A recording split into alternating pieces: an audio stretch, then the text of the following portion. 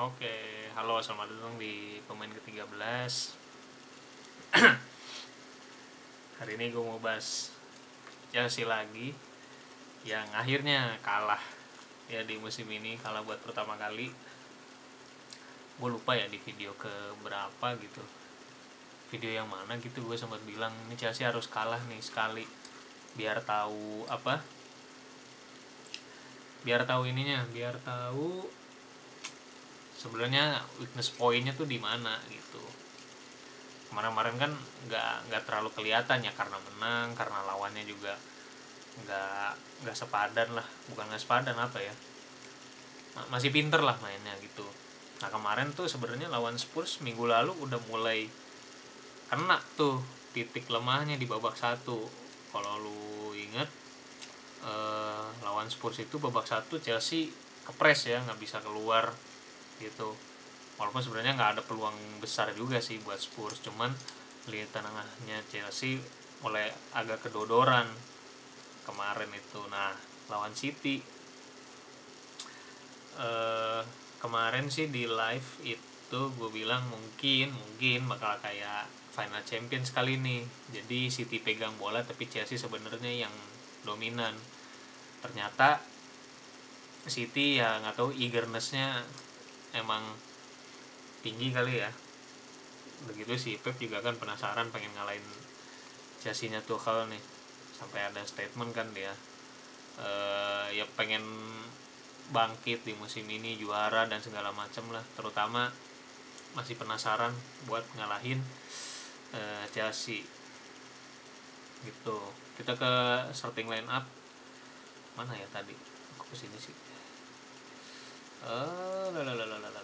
Match report.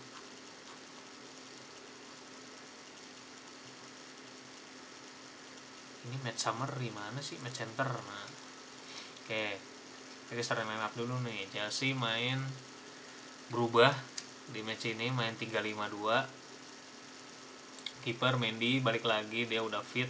Kemarin kan lawan Spurs sama Aston Villa dia kan dicadangin. Kalau nggak salah dua-duanya dia nggak ada di squad lah, karena memang lagi cedera. Di belakang itu Rudiger, Christensen sama Aspi. Di tengahnya mereka naruh 5, Alonso, Kovacic, Jorginho, Kante sama James. Di kanan depannya Lukaku sama Werner. Ini duet yang akhirnya dicoba juga ya sama si Tuchel gitu. Terus City tetap main 4-3-3. Yang gue bilang sih ini squad salah satu mungkin starting lineup terbaiknya ya. Jadi ada Ederson, di belakang Walker, Diaz, Laporte, Cancelo, tengahnya Bernardo, Rodri sama De Bruyne. De Bruyne ini beberapa match emang dicadangin nih, dia jadi starter hari ini. Di depan Jesus, Foden sama Grealish. Masuk ke match sebenarnya di babak pertama Chelsea diobok-obok ya, nggak bisa megang bola. Bener-bener gue bilang parah sih, babak satu tuh nggak bisa pegang bola sama sekali, nggak bisa apa ya, nge-create nge-counter. Dan harus dibilang sih City mainnya ngegas banget ya di babak pertama itu. 10-20 menit awal tuh, 10 menit awal sih ngegas banget mereka, kayak benar-benar nyari gol cepat gitu. Nah Chelsea di situ rada keteteran tuh, memang beberapa kali sih seringnya kayak gitu. Lawan Liverpool kalau lu inget juga sama, ketika lawannya lebih ngegas tuh Chelsea agak keteteran. Mereka tuh agak susah kalau ketemu tim yang mainnya cepet gitu, sirkulasi bola cepet, perpindahan posisi juga cepet. Itu Chelsea rada kesulitan gitu. Meskipun dia ini si Tuchel 3-5-2 ya, dengan ceritanya nih 5 nih buat tumpuk di tengah. Babak satu pokoknya anyep buat Chelsea, sampai mereka tuh cuman satu shot kalau nggak salah di babak pertama tuh. Kita lihat nih, iya babak satu tuh cuma satu shot bener nih, itu pun off target. Oh ya by the way, Chelsea di match ini nggak ada on target sama sekali, jadi bener-bener drop lah kalau gue bilang. Babak satu anyep gitu. Terus ada pergantian juga nih, si James cedera, masuk Thiago Silva. Masuk babak 2 sebenarnya City ya agresif banget kalau gue bilang ya tadi tuh. Babak 2 Chelsea sebenarnya pengen nyoba buat ngimbangin, cuman ya lagi-lagi sih mereka tuh apa sih, City ini memang kalau possession kuat banget sih. DNA-nya emang possession game gitu. Nah si Tuchel babak 2 coba bikin perubahan, ganti si Kante sama Kai Havertz. Kante juga hari ini drop mainnya.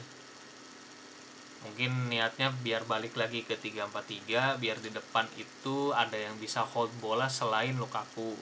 Karena Werner fail lah. Ini skema Lukaku Werner nih gue bilang fail lah hari ini mah. Karena kan niatnya pengen apa ya, Werner itu jadi decoy, Lukaku tetap jadi target man gitu. Gue bilang fail. Makan City malah banyak banget peluang emasnya, peluang gedenya, yang crossing sekali, terus yang Mendy udah 1 lawan 1. Mendy gue bilang hari ini kalau bukan Mendy lagi-lagi ya Chelsea bisa bobol mungkin 2-3 gol kali. Ada 1-1 sama Grealish, ada yang apalagi tadi ya, adalah beberapa peluang yang harusnya itu kalau bukan dia gol.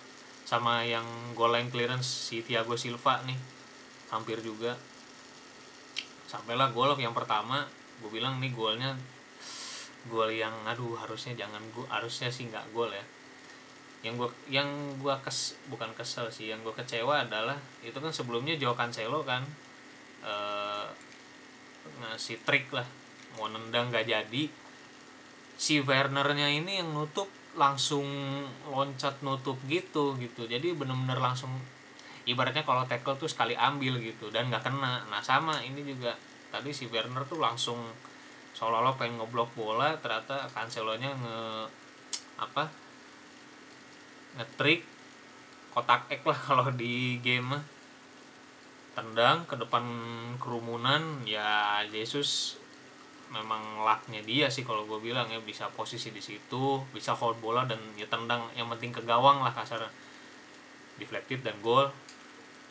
Habis itu Chelsea niatnya gue sih penasaran sebenarnya nih, coba nih udah kena 1 gol karena kan masih menit 53 nih kebobolannya. Coba gue penasaran aja responnya kayak gimana. Ya itu tadi masukin Kante, terus sama ngeganti Jorginho juga, masukin Loftus-Cheek. By the way Loftus-Cheek hari ini ada yang bisa diharapin lah gue bilang, cuman belum bisa dibilang Loftus-Cheek nih harus mulai starter nih kayak kata gue, belum sih. Cuman dia secara tadi penampilan 14-15 menit ya untuk lapis Jorginho, Kovacic bisa lah ya bersaing sama Saul gitu. Cuman ya beberapa kali sih gue nggak tahu ya, tadi ada satu passing yang cakep banget ke Werner nggak kekejar. Terus yang bikin monoton adalah ketika udah mentok selalu nyari Aspi untuk crossing ke arah Lukaku dan nggak ada yang berhasil satupun gitu. Sebenarnya bolanya bagus, cuman nggak ada yang dapat ininya, bolanya tuh nggak ada yang sampai ke kepala Lukaku, entah kelebihan atau kurang gitu, banyak banget. Terus tadi juga ada yang si Havertz offside ya sekali, yang gol tuh tadi Lukaku cuman dianggap offside si Havertz-nya. Gue bilang padahal itu kalau yang ngambil si Lukaku masih nggak offside tuh. Jadi maksud gue Lukaku yang ngambil, Havertz nyari ruang gitu, menggagal tadi. Ini juga gue lihat action zone-nya nih Chelsea banyak kan di kanan di Aspi, karena Alonso hari ini ngedrop banget. Gue bilang beberapa kali dia pegang bola lepas tuh banyak banget siapa Alonso. Jadi intinya ya hari ini match yang pelajaran lah buat Chelsea, bahwa mereka tuh masih punya weakness point terutama di tengah. Seperti yang ya gue juga pernah bilang sih, gue sih masih penasaran Chelsea main 4-2-3-1 karena 3-5-2, 3-4-3 kalau secara di atas kertas itu kan gelandangnya ada 4, gelandangnya ada 5. Gue lihat sih enggak. Ketika lu bertahan itu jadi 5-3-2, ya kan? otomatis ketika counter attack lu cuman ngandelin 2 di depan gitu. 3 gelandang ini kan Kovacic, Jorginho, Kante ini kan kurang lebih tipikalnya sama, nggak ada yang attacking midfield gitu. Mungkin kalau naruh Mount salah satu bisa, cuman susah. Itu kalau 3-5-2. Kalau 3-4-3 lu cuman ngandelin 3 di depan.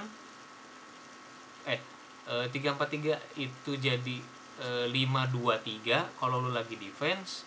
Kalau lagi lu counter ya cuman bisa ngandelin 3 di depan. 4 yang tengah ini wingback kan dia harus jaga-jaga lah kalau ke counter lagi kan, karena nggak ada lagi di belakang dia. Gelandang pun cuman 2 gitu, 2 pun dua-duanya tipenya yang nahan gitu, nggak terlalu direct maju ke depan gitu. Kalau lu main 4-2-3-1, ketika lu defense lu ada 6 orang, 4 defender plus 2 gelandang di depan back gitu. DM sama central midfield atau misalkan ya deep lying playmaker lu ada 6 kalau lagi defense, ditambah mungkin 2 sayap, 2 gelandang kanan kiri turun juga jadi 8. Kalau lu lagi nyerang bisa berarti 4 ditambah 5 atau 6. 5 itu striker depan, belakang striker 3, sama sih tadi deep lying playmakernya naik juga jadi 5, ditambah DM kalau ngerasa aman bisa maju juga jadi 6 orang. Jadi lebih banyak, lebih padat di tengahnya. Tadi tuh berapa kali yang itu nggak ada yang ngisi, misalnya dipasing ke siapa, nggak ada titik kosong yang ngisi, nggak ada. Beberapa kali itu tadi. Nah kalau 3-4-3 kan lu ketika nyerang cuman 3 di depan, 2-nya juga di sayap, jadi kayak main tuh mungkin si wingback sama winger ini bisa tabrakan kasarnya kan. Terus 2 di tengah nggak bisa terlalu maju karena lu udah tinggal ninggalin 3 defender doang gitu.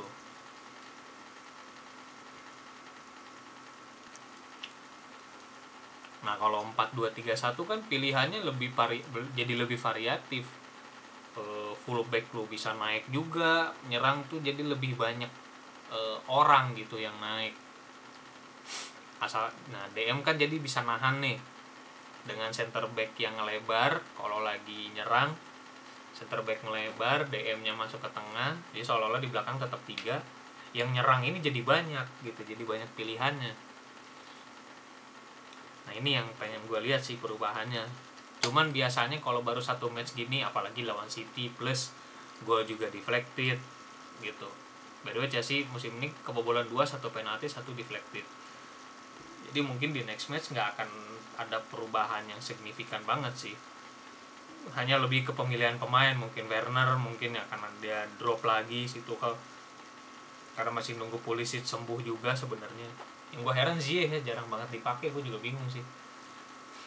Dia jarang dipakai juga akan jadi ngaruh sih sebenarnya, karena kan di awal musim itu di Super Cup lawan Villarreal itu dia mainnya bagus banget, fluid gitu, bisa kasih umpan akurat, bisa nyari space dan golin juga kan untuk lawan Villarreal. Jadi ini match yang kalau ada istilah it's a must win game, kalau gue bilang ini it's a must lose game. Jadi memang harus kalah dulu, apalagi lawan rival nih gitu. Jadi kelemahan lu kelihatan lah di mananya. Karena next lawan Juventus away ke Turin, gue nggak tahu juga Chelsea akan main kayak gimana, entah mereka didominasi atau mereka yang bisa pegang bola gitu. Tapi intinya gue bilang sih ini pelajaran yang bagus buat Tuchel, bahwa tim lu masih ada kelemahan yang mungkin tim-tim lain itu belum bisa manfaatin gitu. Jadi mudah-mudahan sih ke depan akan ada perubahan ya, gue harap gitu. Karena 3-4-3 ini secara sistem udah keterap banget sama pemain juga gitu. Cuman ada kalanya lu juga harus coba eksperimen strategi lain ketika lu ketemu kayak City ini gitu, yang lu tuh benar-benar nggak bisa pegang bola sama sekali tadi. nggak bisa pegang bola, dapat bola hilang, City lagi ngepres satu pemain aja 3 orang yang ngepres, itu pun 3 orang itu di apa, di area lain itu nggak kosong, tetap penuh gitu. Jadi itu PR-nya sih, terutama di wingback ya, karena Alonso ini lagi on fire, cuman memang kalau gamenya cepet sering banget susah, dia agak kesulitan karena lambat. Memang fullback Chelsea itu gak ada yang cepet sih, semuanya flamboyan lah tipenya gitu.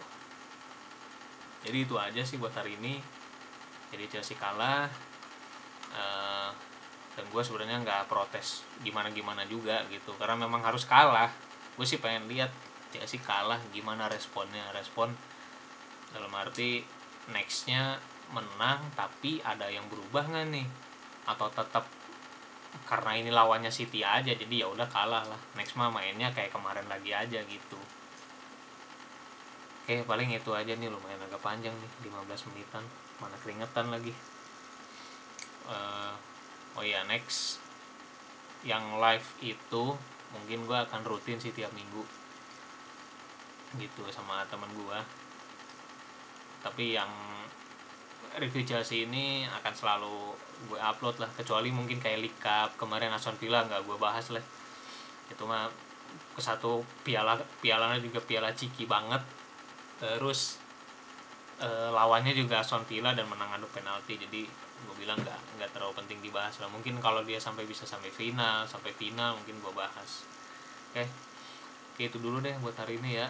Thank you yang udah menonton, bye bye.